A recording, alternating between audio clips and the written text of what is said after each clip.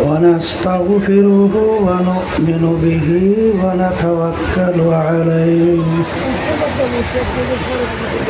ونعوذ بالله من شرور أنفسنا من يهده الله فلا مضل له ومن يضلله فلا هادي له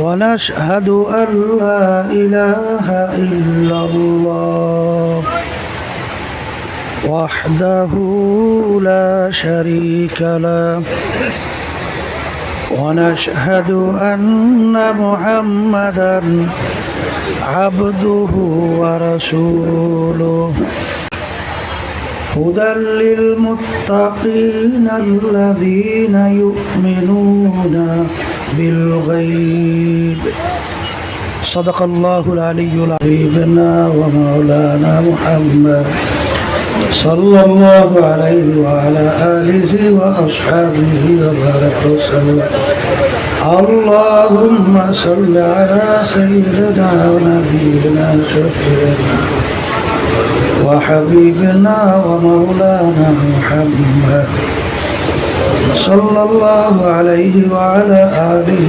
وأصحابه وبارك وسلم শুকরিয়া আদায় করতেছি মহান রব্বুল আলামিনের দরবারে। রব্বুল আলামিন ফিতনা ফাসাদের যুগে দুনিয়ার সমস্ত কাজ থেকে বিরত রেখে উলামায়ে কেরামদের মজলিস জাকিরিন শাকিরিন সাদিকিন অনেক আল্লাহর খাস বান্দারা এই মজলিসের মধ্যে আছে, যাদের সঙ্গে আল্লাহ রাব্বুল আলামিন আমাদের সম্পর্ক রাখার জন্য বলছেন। শুকরিয়া তান বলি আলহামদুলিল্লাহ। অনেক লোকের কানে মাহফিলের দাওয়াত পৌঁছার পরেও অনেকের সুযোগ থাকা সত্ত্বেও মাহফিলে আসে নাই। আবার তালাশ করলে দেখবেন বহু দূর থেকে কষ্ট স্বীকার করে আমার অনেক ভাইরা এই মাহফিলে পাগলের মতো সুইটে চলে আসে। মান জাদ্দা ওয়াজাদা, যে যেই জিনিস পাওয়ার জন্য চেষ্টা করে ওই জিনিস সে পাইয়াও যায়। দাদাজান আব্বাজান বলতেন, দিনী মাহফিলে প্রথম থেকে শেষ পর্যন্ত থাইকা বাড়ি বিদায় হয়ে চলে গেলে আমল নামার মধ্যে কমপক্ষে হলেও 50 লক্ষ নেকি এর কম জমা হতেই পারে না। নিয়াত যাদের সহি, আল্লাহকে রাজি খুশির উদ্দেশ্যে যারা মাহফিলে আসছে, আল্লাহ রাব্বুল আলামিন তাদের আমল নামার মধ্যে লক্ষ লক্ষ নেকিও দান করবে। এত নেকি পাওয়া যাবে জানার পরেও আশেপাশে রাস্তাঘাটে দোকানে বাজারে ঘরে অনেক আমার ভাইরা দুনিয়ার বিভিন্ন গল্পের ভিতরে লিপ্ত। কেউ টেলিভিশন সাইরা ড্যান্স গানে লিপ্ত, কেউ বিভিন্ন হারাম কাজে টাসের আড্ডায়, জুয়ার আড্ডায়, মদের আড্ডায়। সুযোগ থাকার পরেও তারা মাহফিলে আসে নাই। না আসার কারণ হিসাবে আমার আব্বাজান রহমাতুল্লাহি আলাই বলতেন, বুঝের অভাব। আর এই বুঝের জন্যই মাহফিলের ব্যবস্থা। আল্লাহ রাব্বুল আলামিনের কাছে দোয়া করেন, রব্বুল আলামিন আপনি আমাদেরকে দ্বীনের সহি বুঝ দান করেন। হাদিসের ভিতরে আসছে, আল্লাহ রাসূল সাল্লাল্লাহু আলাইহি ওয়াসাল্লাম বলছেন, মাই ইউরিদিল্লাহু বিহি খায়রান ইউফাক্কিহু ফিদ্দীন। আল্লাহ যাকে ভালোবাসেন, ইচ্ছা করেন, তাকে দ্বীনের সহি বুঝ দান করে। পাশে একটা কথা মনে রাখা লাগবে, হেদায়েত কিন্তু কোনো পীরের হাতে নাই, কোনো বাবাদের হাতেও নাই, কোনো দলের নেতা নেত্রীর হাতেও নাই। হেদায়েত একমাত্র আল্লাহর হাতে। কার হাতে?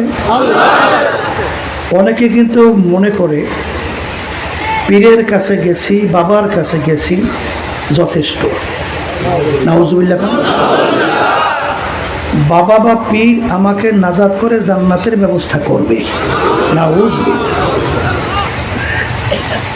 আমি আমার বাজানদেরকে বলবো, পর্দা আলে মা বোনরা যারা শুনতেছেন, আল্লাহ রসুল সাল্লাল্লাহু আলাইহি ওয়াসাল্লামের চেয়ে বড় পীর, ওলি, গাউস, কুতুব দুনিয়া থেকেও আসছে? আসবে?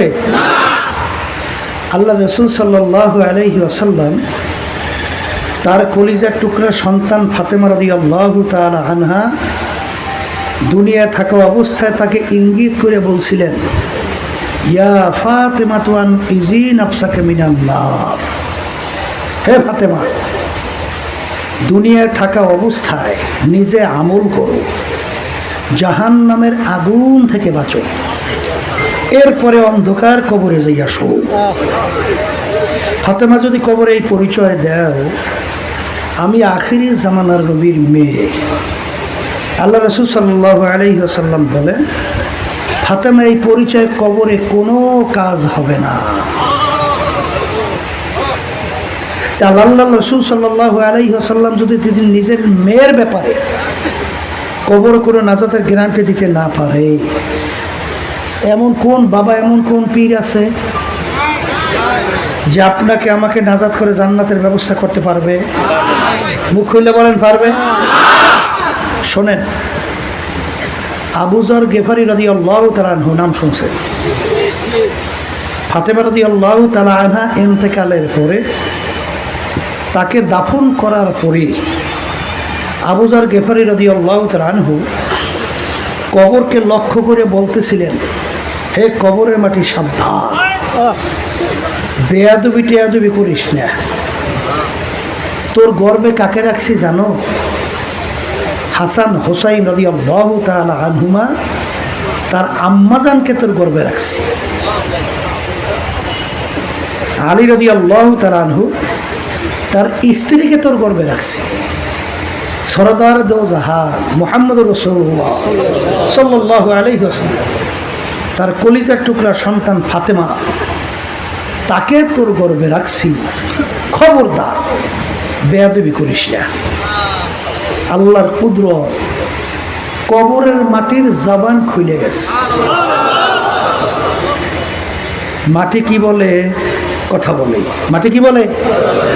এখন অনেকের কাছে আশ্চর্য লাগে না মাটি কথা বলে? আপনার আমি যে কথা বলে এটা বুঝি মনে আশ্চর্য না? হ্যাঁ, এই জিহ্বাও তো একটা গোশতের টুকরা। আমাদের সারা শরীরে বিভিন্ন জায়গায় গোশত আছে না? সব গোশতে কথা বলে? জিহ্বা এটাও তো একটা গোশতের টুকরা। এই গোশতের টুকরা কথা বলে। আল্লাহ রাব্বুল আলামিন বলেন, আল্লামাহুল বায়ান, তোকে আমি কথা বলার শক্তি দান করছি। অনেক বোবা মানুষ কথা বলতে পারে না। তোর জিহ্বা নাই? আসতে কয়, ও তো কথা বলতে পারে না। তা আল্লাহ রাব্বুল আলামিন আপনাকে আমাকে কথা বলার শক্তি দান করছেন। সেই মালিক যদি বলে মাটি কথা বল, বলবে? একটা আসতে কয়।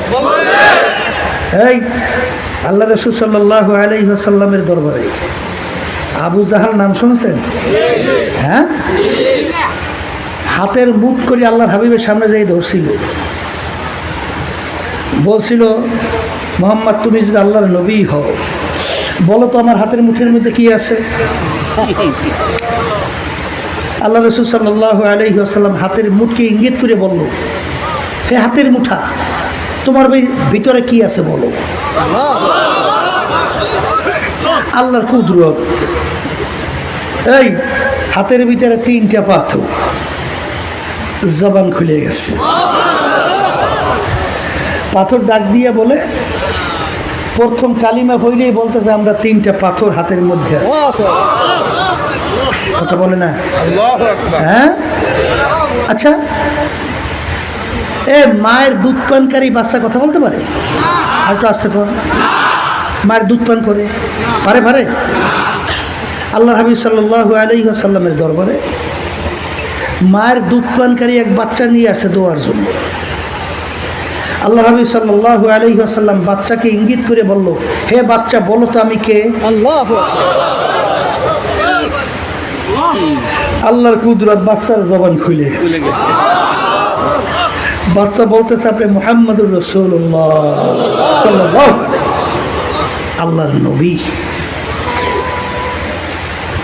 তাহলে আবু যর গিফারী রাদিয়াল্লাহু তাআলা আনহু যখন এই কথা বললেন, মাটি উত্তর দেয়, আবু যর গিফারী, আমার কাছে কার মা আর কার স্ত্রী, কার মেয়ে আর কোন বংশের লোক, এই পরিচয় আমার কাছে কোনো কাজ হবে না। যে আমার কাছে ভালো আমল নিয়ে আসবে, ঈমান এবং নেক আমল নিয়ে আসবে, সেই আমার কাছে নাজাত পাইয়া সব ভালো ব্যবস্থা বেহেশতের বাগান কবর হবে। সেখানে আল্লাহ হাবিব সাল্লাল্লাহু আলাইহি ওয়াসাল্লামের কলিজার টুকরা মেয়ে ফাতেমার রাদিয়াল্লাহু তাআলা আনহা, তার পরিচয়ে কোনো কাজ হয়েছে? এই কথার মাধ্যমে আমি মূলত বোঝাতে চাই, এক শ্রেণী আমার বাজানরা আছে, পর্দালে মা বোনরা আছে, বাবাদের কাছে যায়, পীরের কাছে যায়, অনেকাংশে দেখা যায় 5 ওয়াক্ত ঠিকমতো নামাজ পড়ে না। যেই মহিলাদের সঙ্গে দেখা দেওয়া জায়েজ নাই, সেই মহিলাদের সঙ্গে দেখা দেয়, বাবাও দেখা দেয়, সেও দেখা দেয়। আবার এক শ্রেণী শোনা যায় বাবার দরবারে আসা যাওয়া করে, পুরুষ এবং মহিলা একত্রিত হইয়া বেপরদা অবস্থায়। আমি বাজানদেরকে বলি, কেউ রাগ করবেন না, পর্দা হুকুম এইটা আমি করছি না আল্লাহ করছে?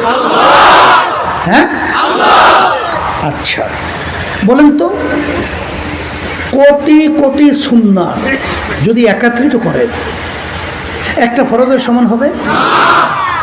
আপনার জীবনে 2 রাকাত তাহাজ্জুদের নামাজ পড়েন নাই, জীবনে 2 রাকাত নফল নামাজ পড়েন নাই, এই জন্য আপনার জন্য জাহান্নাম এরকম কয় বছর? কোরআন এবং হাদিস অনুযায়ী 1 সেকেন্ড, হ্যাঁ নাই।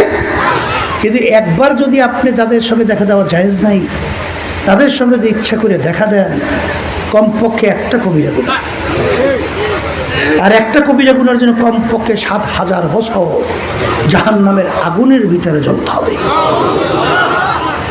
এই পর্দা হুকুমটা তো আমি করি নাই। এখন অনেকে বলতে পারেন, হুজুর এর ভিতরে গেছিলাম, এই প্রধান উপদেষ্টার সঙ্গে দেখা হয়েছে, করার জন্য গেলাম না। এক শ্রেণী বলতেছে, হুজুর পর্দার ব্যাপারে এত চাপাচাপি করে কা?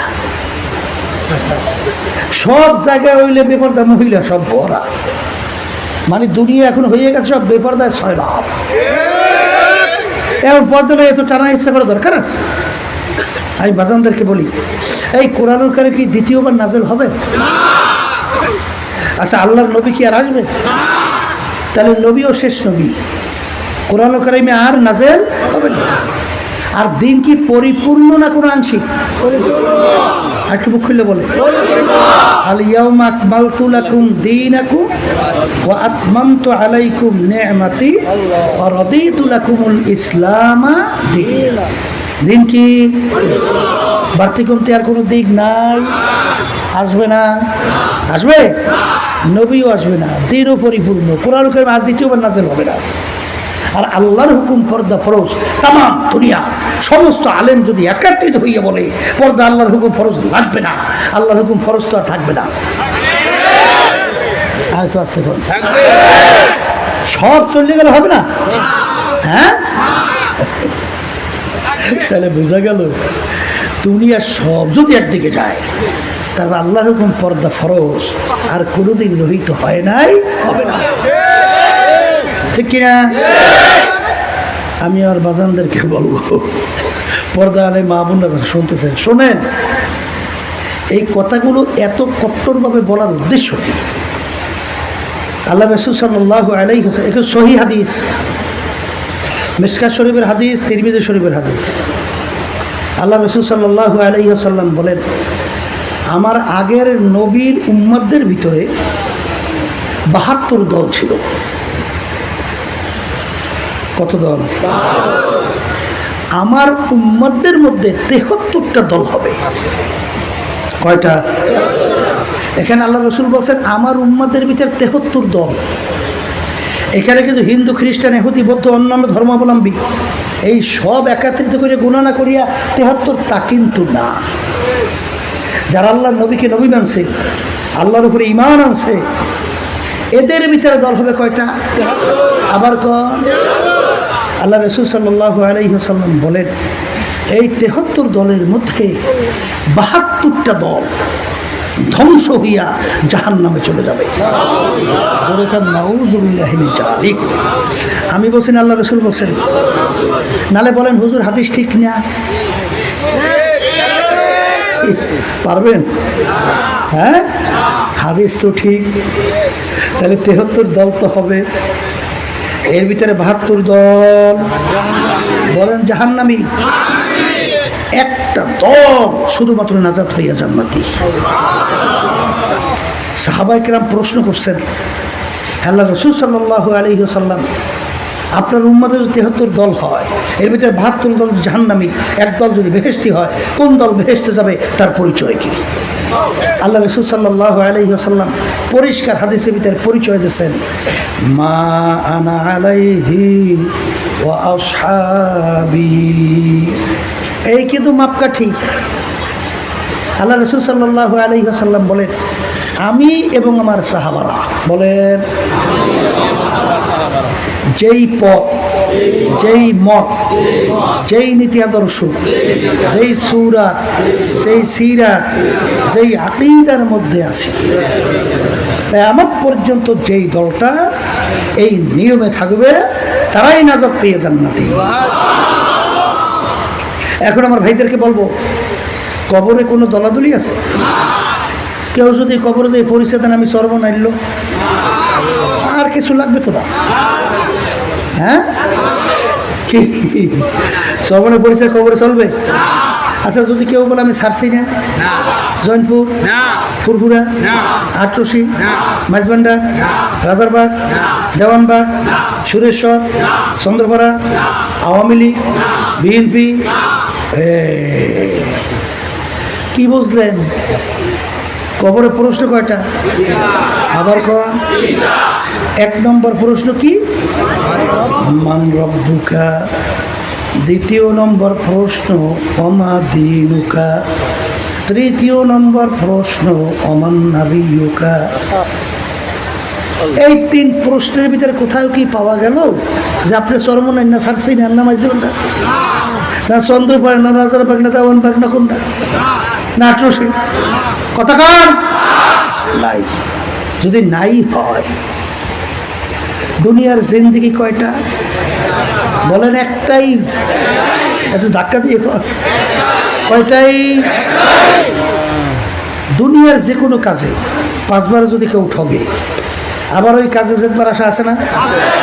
ম্যাজিস্ট্রেট কোর্ট কেস করছে, কেসে ঠকে গেছে, আবার আপিল করার সুযোগ জজ করে আছে না? জজ করে ঠকছে, আপিল করার সুযোগ হাইকোর্ট, সেখানে ঠকছে সুপ্রিম কোর্ট সিঙ্গেল বেঞ্চ, সেখানে ঠকছে সুপ্রিম কোর্ট ফুল বেঞ্চ, সেখানে ঠকছে প্রেসিডেন্ট কোর্ট, এরপরে ঠকছে আন্তর্জাতিক কোর্ট, আরও বিভিন্ন ধরনের আপিলের সুযোগ আসতে কর। কিন্তু আমার বাজানদেরকে বলবো, পর্দারে মা বোনে যারা শুনতেছে, আখেরাতের 5টা মামলা আপনার আমার সামনে দাঁড় হইয়াস। ওই মামলায় যদি একবার কেউ ঠইকে বসে, আর দ্বিতীয়বার দুনিয়াতে আইসা আপিল কইরা জিতবার কিন্তু আর সুযোগ না। আছে আছে আছে। একটু মনকে বুঝান, মন তাম দুনিয়ার যে কোনো প্রান্তে মানুষ থাকলে সেকেন্ডের ভিতরে যোগাযোগ করা যায়। এমনকি বর্তমান আধুনিক যুগে মোবাইলে ছবি সহ দেখাও যায়, কথাও বলা যায়, ঠিক না ভাই? ঠিক। কিন্তু বাড়ির দরজায় আপনার আমার আম্মা আব্বা ঘুমাইয়া রইল, আত্মীয় স্বজন ঘুমাইয়া রইল, কই আজ পর্যন্ত খবর দিতেও পারলো না, নিতেও কিন্তু পারলাম না। পারছি? যেরকম পারছি।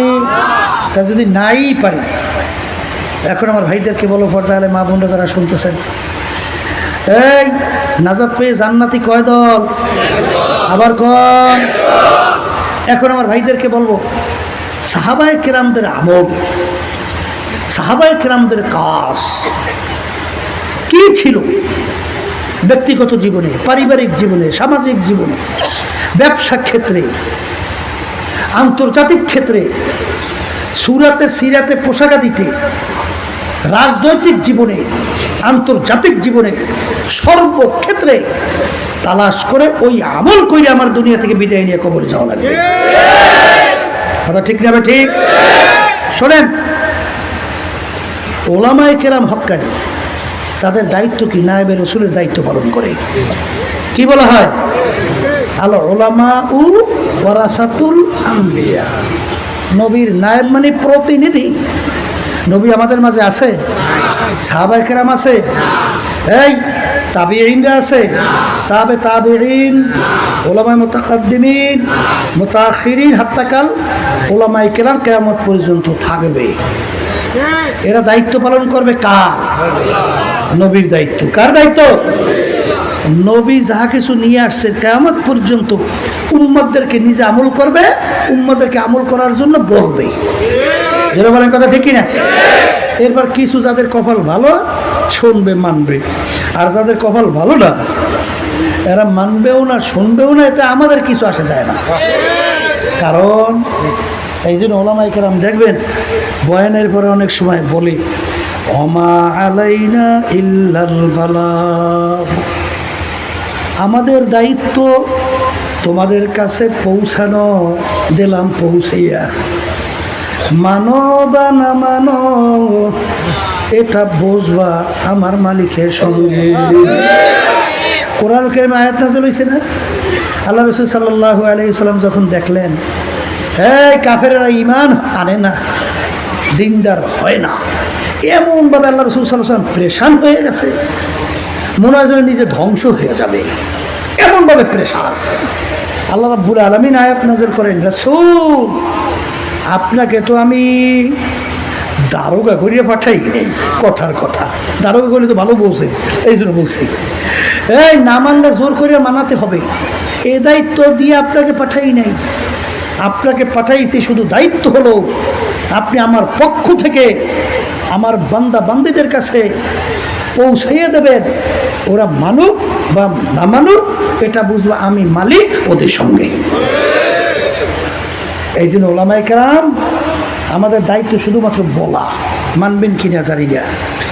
অনেকের মনের বিরুদ্ধে হইতে পারে, হুজুর আমাদের বিরুদ্ধে বলে কে? আপনাদের বিরুদ্ধে বলি না বাজার, কোরআন এবং হাদিসের কথা বলি, কার গায়ে লাগছে সেটা সে জানে। কি কথা ঠিক জানেন? কিন্তু গায়ে লাগলেও তো করার কিছু নেই, কিছু করার আছে। এই জন্য আমার বাজানদেরকে বলবো, এই যে এত শক্ত কথা কেন বলতেছি, মনে করছেন আমরা হুজুররা কিছু বুঝি না? হ্যাঁ, সব ইংরেজি, বাংলা, মাস্টার ডিগ্রি, FRCS এবং বিভিন্ন এই BCS ক্যাডার এবং আরও অনেক দুনিয়ার ডক্টরেট ডিগ্রি, এরাই সব বুঝছে। আমরা হুজুররা তো আর কিছু বুঝি নাই। এই আমরা কি আল্লাহর রহমতে মোটেও জ্ঞান বুদ্ধি আল্লাহ দেয় নাই? আমরা কি ভালোভাবে কিছু বুঝি না? না বুঝি না? হ্যাঁ, একদিনও চিন্তা করছেন কুরআনুল কারীম সত্য না এর ভিতরে কোনো ভুল আছে? চিন্তা করছেন? এই জন্য বুঝের জন্য আমি কুরআনুল কারীমের শুরুর আয়াত তেলাওয়াত করছি। আল্লাহ রাব্বুল আলামিন বলতেছেন, এই যে কিতাব দেখো, এর ভিতরে কোনো ভুল সন্দেহ বলতে কিছু নাই। সবাই বলেন আলহামদুলিল্লাহ। আমি আমার বাজানদেরকে বলবো, আপনি আর কতদূর শিক্ষিত হয়েছেন? আমাদের পাশের রাষ্ট্র ভারত, শিবশক্তি মহারাজ নাম শুনছেন না? 12 ভাষার উপরে ডক্টরেট ডিগ্রি। কয় ভাষা? 12 ভাষার উপরে। এখানে হাজার হাজার মানুষ এক বিষয়ের উপরে ডক্টরেট ডিগ্রিধারী মনে হয় 2-1 জন আছেন কিনা সন্দেহ, কথা পায় না। তিনি কয় ভাষায় ডক্টরেট ডিগ্রি? 12 ভাষায়। মানুষ দুনিয়াতে যেই কয়টা জিনিস চায়, একটা চায় খুব বেশি সম্পদের মালিক হইতে, এটা মানুষের চাহিদা আছে না? আসতে কয়। আর একটা কী চায়? খুব সম্মানিত হতে, আমাকে সবাই সম্মান করুক, এ চাহিদা আছে না? আর একটা কী চায়?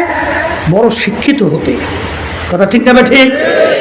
এই 3টা ব্যাপারে আমাদের পাশের রাষ্ট্র ভারত, শিবশক্তি মহারাজ 3 বিষয়ের উপরে অনেক অনেক গুণে উঠে। বলে 12 ভাষার উপরে ডক্টরেট ডিগ্রি মানে খুব বড় শিক্ষিত, কথা ঠিক কিনা? সম্মানের দিক থেকে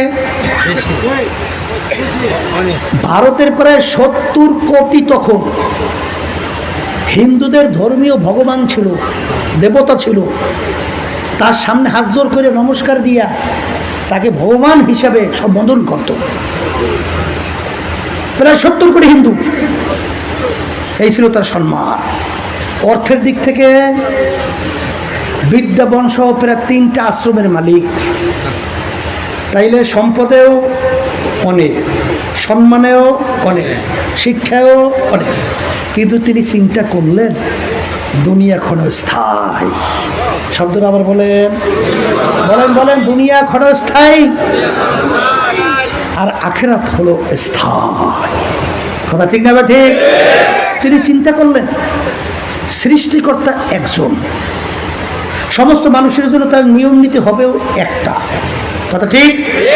আসলে সৃষ্টিকর্তার নিয়ম কোনটা এটা আমার তালাশ করে বের করতে হবে, কারণ তিনি আরবিও বসত, ইংরেজিও বসত, উর্দুও বসত, ফার্সিও বসত, বাংলাও বসত। 12 ভাষা ডক্টরেট ডিগ্রি না? আচ্ছা, তিনি যখন রিসার্চ করা শুরু করলেন, এক পর্যায়ে কোরআনুল কারীম রিসার্চ করার পরে তিনি কালিমা পড়িয়ে মুসলমান হয়ে গেল। শোনেন, যখন রিসার্চ করতেছিল, যে হক মানে সঠিক তালাশ করে আল্লাহ তাকে সঠিকের পথ বের করে দেয়। সে যখন তালাশ করতেছিল, এখন মুসলমান হবে সিদ্ধান্ত, কিন্তু তার মুসলমান হওয়া এত সহজ, যে কোনো মুহূর্তে বুলেট তার বুকে ঢুকবে, তাকে রাখবে? সম্মান থাকবে, সম্পদ থাকবে, এমনকি আত্মীয় স্বজন থাকবে, স্ত্রী, ছেলে সন্তান সবই তো যায়। তারপরেও সিদ্ধান্ত মুসলমান হবেই হবে। রাত্রে ঘুমায় আছে, ঘুমের ঘরের ভিতরে দেখে সরদারে দো জাহান মুহাম্মদুর রাসূলুল্লাহ সাল্লাল্লাহু আলাইহি ওয়াসাল্লাম ঘুমের ঘরে তার পাশে এসে দাঁড়িয়ে গেছে। দাঁড়িয়ে আল্লাহ রাসূল বলতেছেন, শিবশক্তি মহারাজ, কি চিন্তা করো? পড়ো পড়ো পড়ো কালিমা তাইয়্যিবা লা ইলাহা ইল্লাল্লাহু মুহাম্মাদুর রাসূলুল্লাহ সাল্লাল্লাহু আলাইহি। ওই একই রাত্রে আল্লাহ রাসূল সাল্লাল্লাহু আলাইহি ওয়াসাল্লাম তার স্ত্রীকেও কালিমা পড়াইয়া মুসলমান বানাই দেয়া চলে গেছে।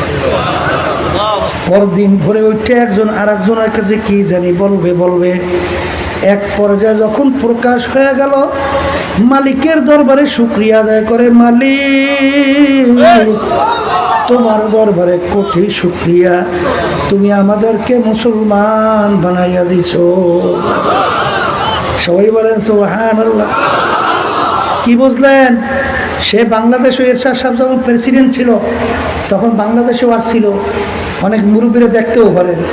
পরে নামরা ছিল ডক্টর ইসলামুল হক। বাংলাদেশে ভারতের চাপে যখন থাকতে পারে নাই, মালয়েশিয়া চলে গেছিল, কথা ঠিক না? ঠিক। এই জন্য আমার বাজানদেরকে বলবো, এই কথা বলার উদ্দেশ্য এই, এক শ্রেণী বর্তমানে আমার বাজানরা আছেন, একটু ইংরেজি বাংলা শিক্ষা আলেম ওলামাদেরকে আপনারা মনে করেন সমাজের বোঝা, এরা ধর্মান্ধ, নাউজুবিল্লাহ, এরাই আমাদেরকে আধুনিকতার দিক থেকে অনেক পিছনে রাখছে, নাউজুবিল্লাহ। এই বিভিন্ন ধরনের চিন্তা ওলামায়ে কেরামদের বিরুদ্ধে বিদ্বেষ আছে না নাই? এই আল্লাহর বান্দারা, তোমাদের সঙ্গে আমাদের কোনো ঝগড়া নাই।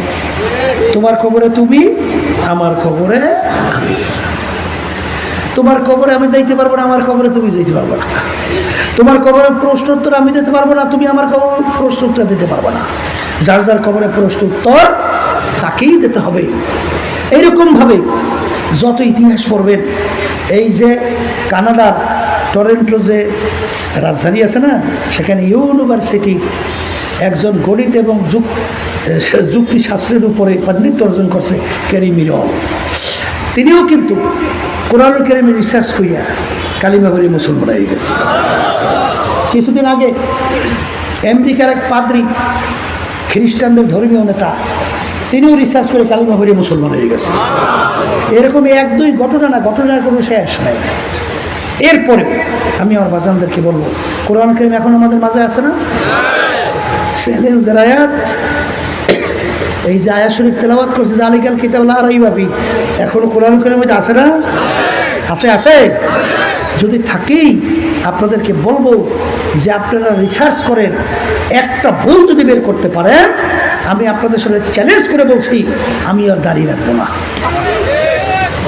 আমি আর টুপি মাথায় রাখবো না, আমি আর লম্বা জামা গায়ে দেবো না, আমিও চিত্ত বিনোদন বিভিন্ন ধরনের আপটুডেট হইয়া আমিও চলাফেরা করব। কিন্তু ভালো করে চিন্তা ভাবনা করে দেখছি কোরআনুল কারীম কিন্তু সত্য। আর কোরআনুল কারীম যদি সত্য হয়, দুনিয়ার জিন্দেগি একটাই, বলেন একবার যদি কেউ ঠগ, দ্বিতীয়বার আইসা আপিল কইরা জিতবার কিন্তু আর আশা নাই। এই জন্য আমার ভাইদেরকে বলবো, পর্দা আলে মা বোনদেরকে বলবো, বাজান হক্কানি উলামায়ে কেরাম অনেক সময় তোমাদের পাও ধরে। বাজান আল্লাহ রাসূল সাল্লাল্লাহু আলাইহি ওয়াসাল্লাম তার অল্প বয়সে তার দাড়ি মোবারক পাইকে গেল, তার পিঠ মোবারক গুজা হয়ে গেল।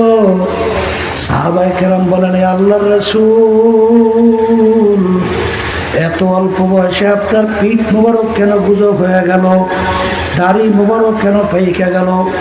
আল্লাহ নবী সাল্লাল্লাহু আলাইহি ওয়াসাল্লাম বলেন, আল্লাহ রাব্বুল আলামিন বেনমাজি, হারামখোর, ঘুষখোর, সুদখোর, জুলুমবাজ, মিথ্যাবাজ, বেরোজগাররা এবং যারা আল্লাহর হুকুম অনুযায়ী, আমার তরিকা অনুযায়ী চলে না, তাদের ব্যাপারে কোরআনুল কারীমের মধ্যে যে আযাবের ঘোষণা দিয়েছে,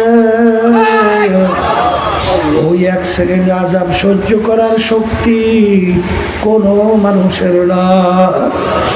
আমি রাসূল চিন্তায় চিন্তায় আমার দাড়ি পাইকে গেল, আমার পিঠ মোবারক গুজো হয়ে গেল, যে আমার উম্মতরা এই অন্ধকার কবরে ওই জাহান্নামের আগুনের ভিতরে কিভাবে জ্বলবে, এই চিন্তায় চিন্তায় আমার পিঠ গুজো হয়ে গেল, দাড়ি পাইকে গেল।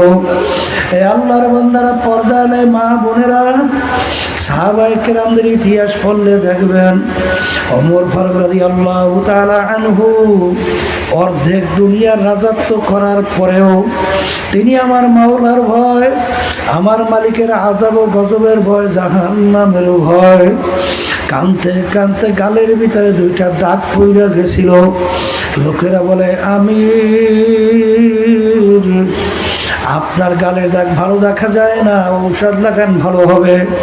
তিনি বলে, ও আমার সাথীরা, আমার মালিক যখন জিজ্ঞাসা করবে, ওমর কি আমল নিয়ে আসছো, আমি চিন্তা ভাবনা করে দেখলাম এমন কোন আমল যার ভিতরে ত্রুটি দেখা যায় না, বলবো, মালিক তোমার ভয় জাহান্নামের ভয়। কানতে কানতে গালের দাগ পরাইয়ে নিয়ে আসছি। এই আল্লাহর বান্দারা, পর্দা আলে মা বোনেরা, হারে আলী রাদিয়াল্লাহু তাআলা আনহু, আল্লাহু আকবার, তার ইতিহাস পড়লে দেখবেন, বাজান যখন ওযু করতে রওনা করত, অনেক সময় তার চেহারা মোবারক লাল হয়ে যাইত। লোকেরা বলে, হুজুর আপনার চেহারা মোবারক এভাবে কেন লাল হইয়া যায়?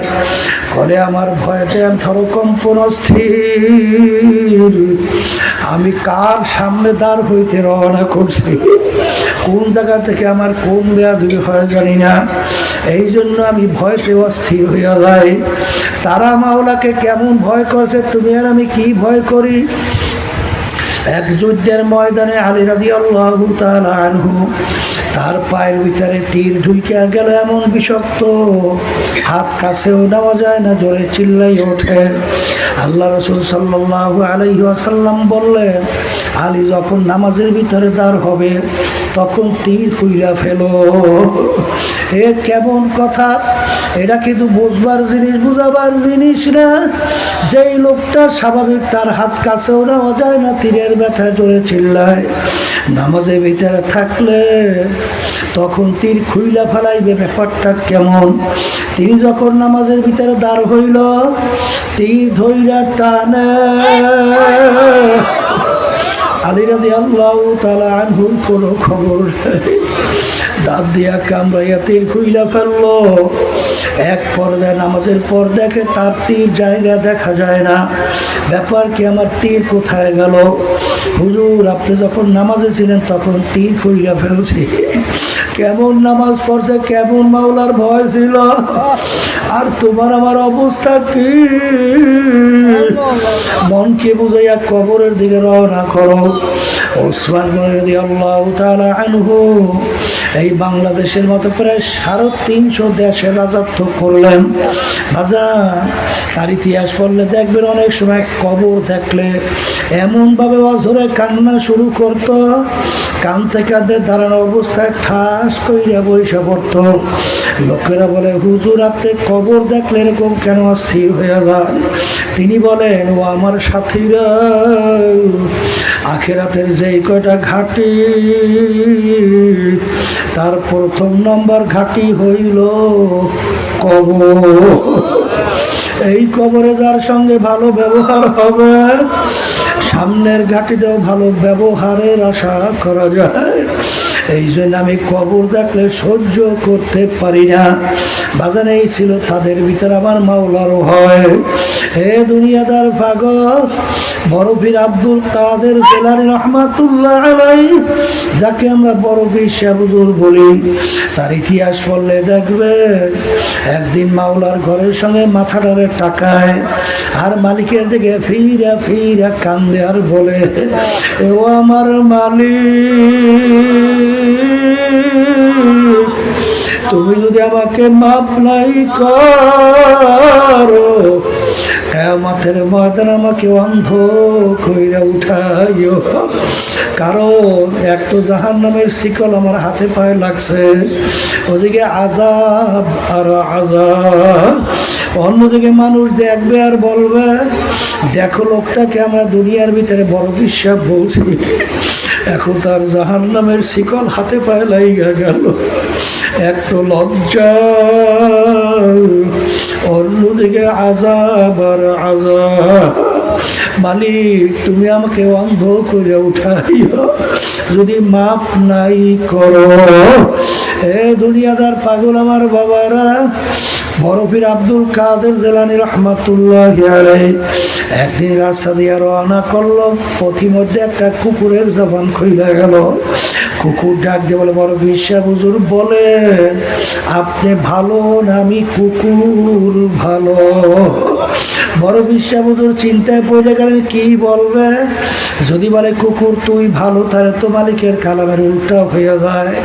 যদি বলে কুকুর আমি ভালো তুই খারাপ, আনানিয়াত ভিতরে চলে আসে। কি বলবে, কি কর্তব্য, বিমূঢ় অবস্থায় অপেক্ষা। আমার মালিক তার ভিতরে প্রশ্নের উত্তর পয়দা করলো। বড় পীর সাহেব হুজুর ডাক দিয়া বলে, ও কুকুর শোন, কিয়ামতের ময়দানে আমার মালিক যদি আমাকে মাফ কইরা দেয়, ও কুকুর তোর চেয়ে আমি অনেক ভালো। আর কিয়ামতের ময়দানে যদি আমার মালিক আমাকে মাফ না করে, ও কুকুর তুই আমার চেয়ে অনেক ভালো, কারণ তোর জন্য কোনো জাহান্নাম নাই, কোনো শাস্তির ব্যবস্থা নাই। কিন্তু আমি মানুষ, যে আযাব গজবের ঘোষণা আমার মালিক দিয়েছে, ওই এক সেকেন্ড আযাব সহ্য করার শক্তি আমার নাই। এই জন্য তুই ভালো।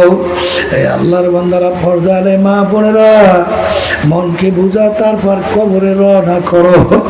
বাজার ওমর ফারুক রাদিয়াল্লাহু তাআলা আনহু অনেক সময় রাস্তা দিয়ে হাঁটতো, পথের ভিতরে ফেজা কুটার নাড়া হাতের ভিতরে উঠাইয়া দুই চোখের পানি ছাইরা দিয়া কান্দে আর বলে, ফেজা কুটার নাড়া তুই আমার চেয়ে অনেক ভালো, তুই মাটির সঙ্গে মিলে যাবে, তোর কোনো আযাব নেই, জাহান্নামের কোনো ঘোষণা নাই, কিন্তু আমি ওমর মানুষ, কিয়ামতের ময়দানে আমার মালিকের সামনে আমার দাঁড় হতে হবে, তুই আমার চেয়ে অনেক ভালো, তুই আমার চেয়ে অনেক ভালো। এ দুনিয়াদার পাগল আমার বাবারা, এই তরিকার মুরব্বী রশিদ আহমদ গাঙ্গী রহমাতুল্লাহ আলাইহি বাজান যার উপদেশ ছিল কুতুবুল আলম, বাজান দুনিয়ার ভিতরে বড় উল্লেখযোগ্য কুতুব, 1 লক্ষর মতো হাদিস তার শুধু মুখস্থই ছিল, বড় মুহাদ্দিস ছিলেন। বাজান তার ইতিহাস পড়লে দেখবে মাওলার ভয়, জাহান্নামের ভয়, কাঁদতে কাঁদতে চক্ষু দুইটা বুড়া বসে অন্ধ হয়ে গেছিল। লোকেরা বলে, হুজুর অপারেশন করেন ভালো হবে, তিনি বলে, আমার সাথীরা হাদিসের ভিতরে আসছে অন্ধের কাছে মালিক প্রশ্ন করবে না,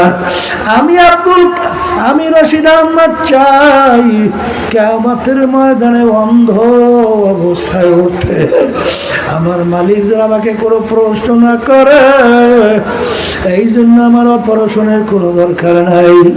এই জন্য আমার ভাইদেরকে বলবো, এ দুনিয়াদার পাগল, ভালো করে বোঝো, আমরা যে সূর্যটা দেখতেছি বাজান, বৈজ্ঞানিকরা আবিষ্কার করার পরে বলেন এই দুনিয়ার থেকে সূর্য 9,30,00,000 মাইল দূরে আছে। এই সূর্যের তাপ যেদিকে উপরের দিকে বেশি, তাপ কম নিচের দিকে।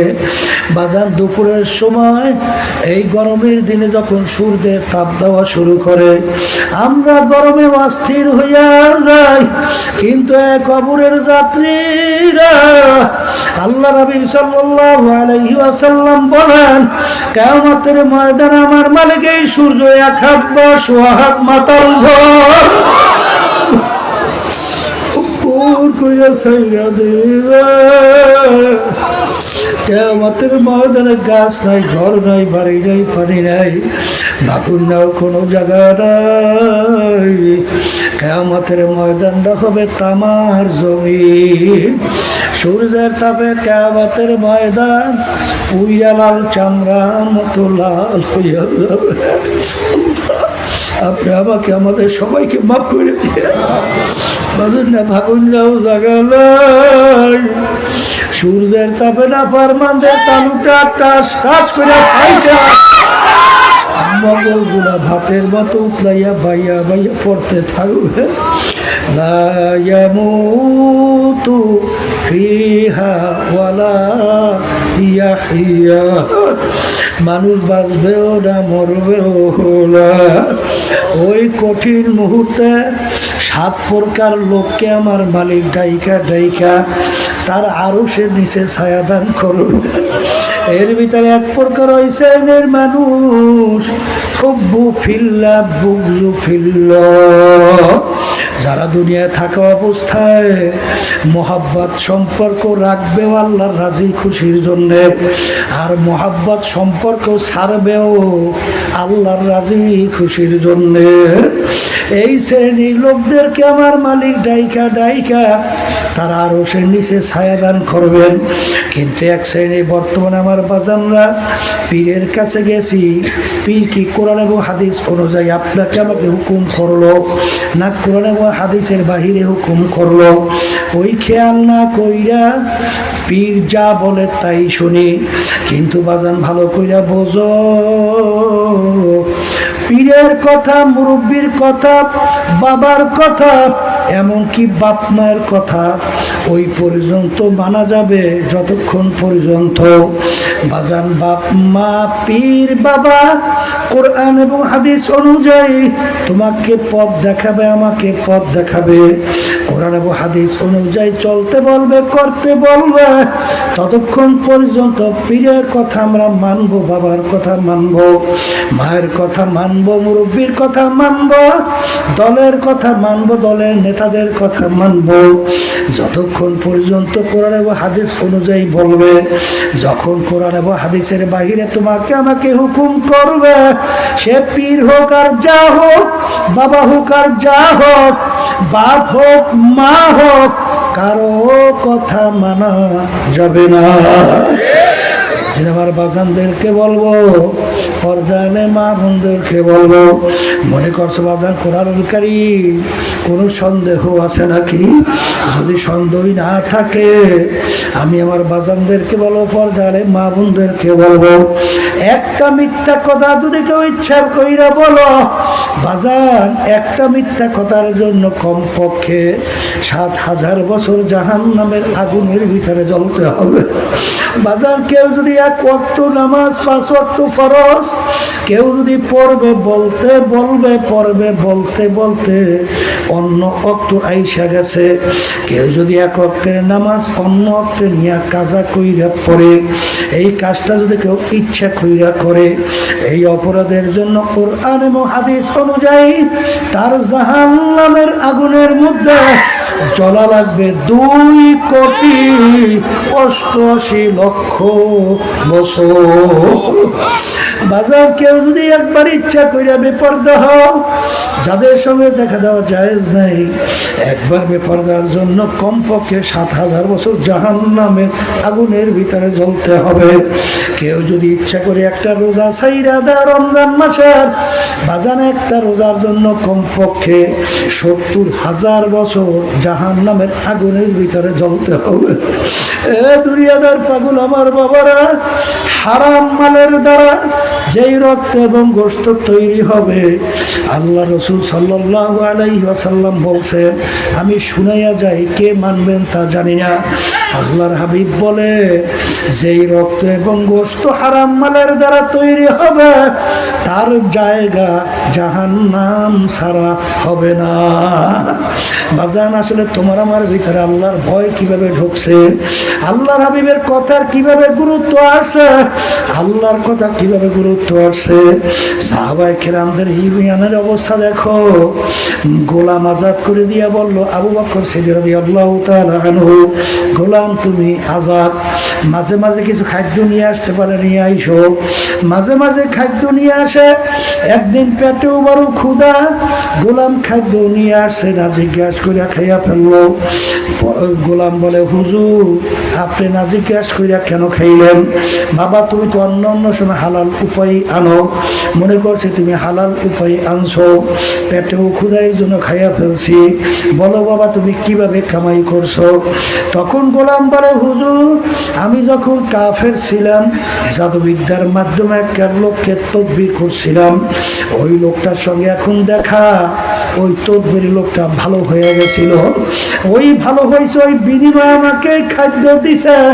তখন আবু বকর সিদ্দিক রাদিয়াল্লাহু তাআলা আনহু বলেন, ইন্না লিল্লাহ, বাজান জাদুবিদ্যার মাধ্যমে তদবির করা কামাই সম্পূর্ণ হারাম, তুমি তো আমাকে হারাম খাওয়াইছো। এই কথা বইরা গলার ভিতরে আঙ্গুল দেওয়া শুরু করলো। বাজান তিনি তো না যাই না খাইছেন, আল্লাহ তো এই ব্যাপারে ধরপাকড় করবেন না, কিন্তু দেখো গলার ভিতরে আঙ্গুল দিয়ে খাদ্য বের করতে চেষ্টা করে। বাজান লোকেরা বলে, হুজুর আপনি তো না যাই না খাইছেন, আল্লাহ তো মাফ করবে। তখন তিনি বলেন, আমার সাথীরা, আল্লাহ রাসূল সাল্লাল্লাহু আলাইহি ওয়াসাল্লাম বলছেন, যেই হারাম মালের দ্বারা রক্ত এবং গোশত তৈরি হবে, তার জায়গা জাহান্নাম ছাড়া হবে না।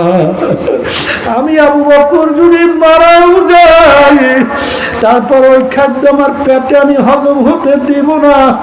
এই কথা বইলা যখন তখন লোকেরা বলে, হুজুর আপনি পেট ভইরা পানি খান, পেট ভইরা পানি খেলে গলায় আঙ্গুল দিলে বমি হবে, বমির সঙ্গে খাদ্য বের হয়ে আসবে।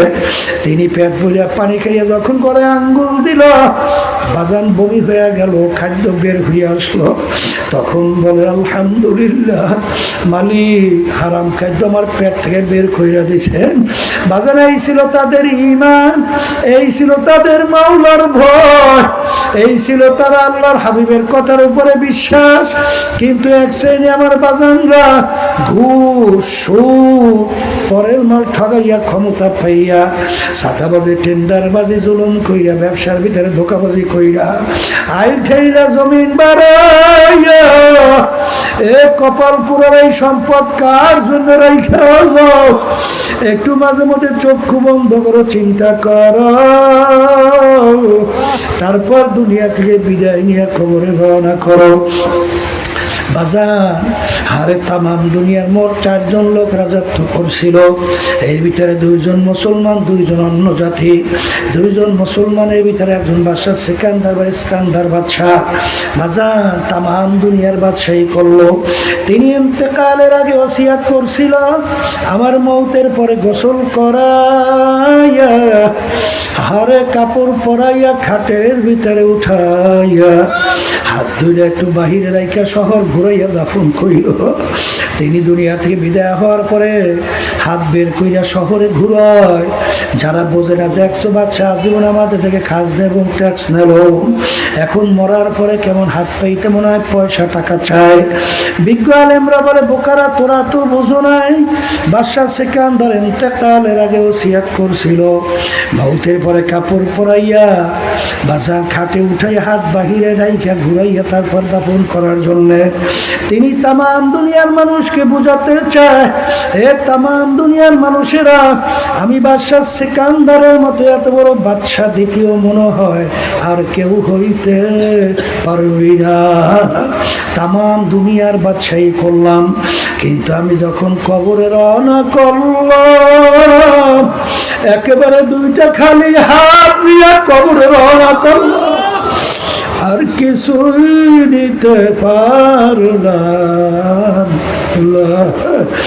আরে বাজান শোনা যায় অনেক সময় চরমনায়ের মুরিদ হয়েছে, লেনদেনের ভিতরে ঝামেলা, টাকা পাইছে আত্মসাৎ করছে, নাউজুবিল্লাহ নাউজুবিল্লাহ। আল্লাহ আপনি আমাকে আমাদের সবাইকে মাফ করে দেন। কপাল পুরা তোকে চরমনায় কে যাইতে বলছে? তোকে কেন দাঁড়িয়ে রাখার জন্য কে বলছে? কেন তুই টুপি মাথায় রাখছো, লম্বা জামা গায়ে দেছ?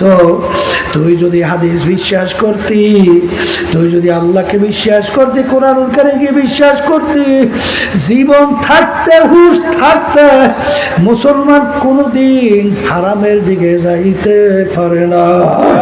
জোরে বলো কথা ঠিক বলো ঠিক। এই যে আমার বাজানদেরকে বলবো, পর্দালে মা বোনদেরকে বলবো, এই ধোকাবাজদের কারণে এই চরমনায় তরিকার বদনাম হয়। জোরে বলো কথা ঠিক বলো ঠিক। এ কপাল পোড়া, তোর যদি এত শখ তুই হারাম খাবি, দুনিয়ার কত দুনিয়া বড় বড় অনেক দল আছে। আরে তুই দুনিয়া যদি চাও, সেই দুনিয়াদার দলদের সঙ্গে জড়াইয়া কাজ কর। সেখানে সাদাবাজির অভাব নাই, টেন্ডারবাজির অভাব নাই, ধোকাবাজির অভাব নাই। বাজান গরিবদের টাকা মারতেও সমস্যা নাই, কিন্তু লেবাস লাগাইয়া তোর মাধ্যমে যদি তরিকার ক্ষতি হয়, বদনাম হয়, ভালো করে যাই না রেখে আল্লাহর কুতুব ফজলুল করিম রাহমাতুল্লাহ আলাইহি তিনি বলছিলেন, ভালো করে যাই না রাখো, যাদের মাধ্যমে এই তরিকার বদনাম হবে আল্লাহর ওলিদের রুহানি বদদোয়া তোদের ভিতরে লাইগা যাবে। এই জন্য আমার বাজানদেরকে বলবো, সতর্ক হও। সর্বনাই ভালো লাগে না, এখান থেকে চইলা যাও। সর্বনাইতে তোমাকে জোর করে কেউ আটকে রাখে নাই। কিন্তু বাজান অনেকে বলে চরমনাই তরিকা বড় কঠিন। বাজান চরমনাইয়ের তরিকা আবার ভিন্ন শ্লোকতার থেকে। তরিকা তো কোরআন এবং হাদিসের তরিকা, আল্লাহর রাসূল যা বলছেন আমরা তাই শোনাই। জোরে বলেন কথা ঠিক কিনা? কে মানবা কে মানবা না তা তো জানি না, তবে বাজার আমার মালিকের কাছে দোয়া করো যে মালিক, হেদায়েতের মালিক তুমি, তুমি দয়া মায়া করে আমাদেরকে হেদায়েতের রাস্তা দেখাও। ইহদিনাস সিরাতাল মুস্তাকিম। মালিককে যদি বলতে পারো, দোয়া করতে পারো, আমার মালিক ওয়াদা করছেন তোমাকে সরল সঠিক সিরাতাল মুস্তাকিম দেখাইবে। এই জন্য আমার বাজানদেরকে বলবো, বাজান আসলে দুনিয়ার জিন্দেগি দেখতে না দেখতে শেষ, কার কখন কোন সময় ডাক আসবে এটা তো কারো জানা নাই। ওই যে হুব্বু ফিল্লাহ বুগজু ফিল্লাহ, মোহাব্বত রাখবাও কার জন্যে? আল্লাহর জন্যে। মোহাব্বত ছাড়বাও কার জন্যে? জোরে বলো কার জন্যে? আল্লাহর জন্য। মোহাব্বত রাখবো আল্লাহর জন্য, ছাড়বো আল্লাহর জন্য। এই শ্রেণী মানুষকে ডাইকে কিয়ামতের ময়দানে আমার মালিক আরো সে ছায়া দান করবে। এই আল্লাহর বান্দারা, পর্দা আলে মা বোনেরা, ভালো করে মনকে বুঝাও, তারপর দুনিয়ার থেকে বিদায় নিয়ে কবরে রওনা করো। কারণ বাজান দুনিয়ার আগুনে একটু আঙ্গুল ঢুকাও, 1 মিনিট আঙ্গুল রাখার শক্তি দুনিয়ার কোনো মানুষের নাই। আল্লাহ রাসূল সাল্লাল্লাহু আলাইহি ওয়াসাল্লাম বলে, আরে জাহান্নামের আগুন কেমন তেজের হবে, দুনিয়ার আগুনের যে 70 গুণ তেজের আগুন জাহান্নামের আগুন। আল্লাহ আপনি আমাকে আমাদের সবাইকে মাফ কইরা দেন।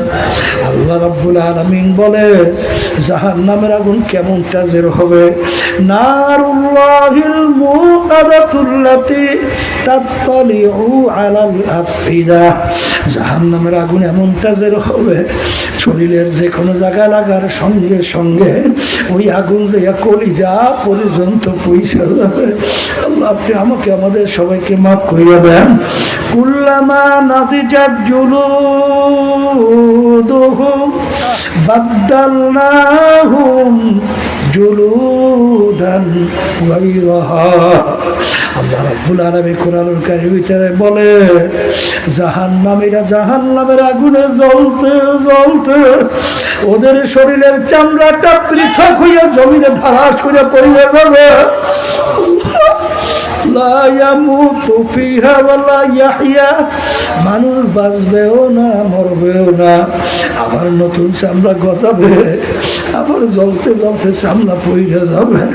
এই জন্য আমার ভাইদেরকে বলবো, পর্দালে মা বোনদেরকে বলবো, বাজান দুনিয়ার একটু কষ্ট সহ্য করতে পারি না, একটু মাথায় বালিশ না থাকলে ঘুম আসে না, কিন্তু যারা মুসলমান ঈমান আনছো, গুনাহ কইরা খোদা না কাজটা কবরে গেলে ওই আযাব সহ্য করার শক্তি দুনিয়ার কোনো মানুষের নাই।